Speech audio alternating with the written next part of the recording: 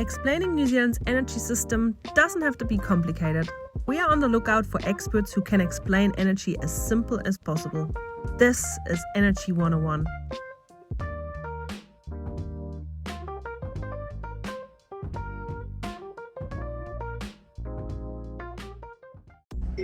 Kia ora, Levi here. I was invited by Ballance Agri-Nutrients to check out their fertiliser manufacturing plant in Kapuni, Taranaki. That's where I met with Sheena, who shared more about the energy ins and energy outs of fertiliser production. Hey Levi, I'm Sheena Henderson. I'm a General Manager at Ballance Agri-Nutrients.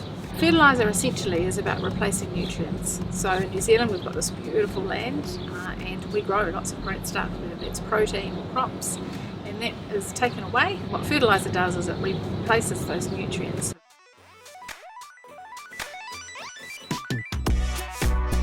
Depends what kind of fertiliser you're talking about as to what process we go through. So if I start with nitrogen, basically it uses air, some natural gas, some water, a lot of heat, and through some clever processes out pops some urea.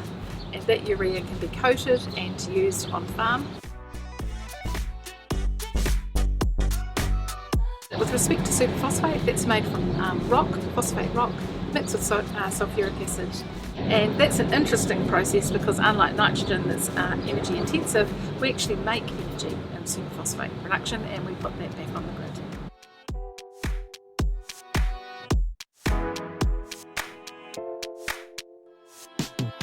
I think there's a lot of misconceptions around fertiliser. I think probably the first most common one, or the one that I come across, is people think that fertiliser is used quite randomly or in abundance.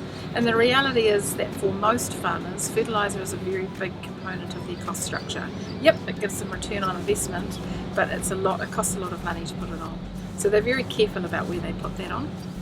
I think the other misnomer is that people just don't realise that soils don't make nutrients. They store them, they just don't make them. The world just clocked 8 billion mouths. It's a lot of mouths, and we need to ensure there's good nutritious food for those 8 billion mouths.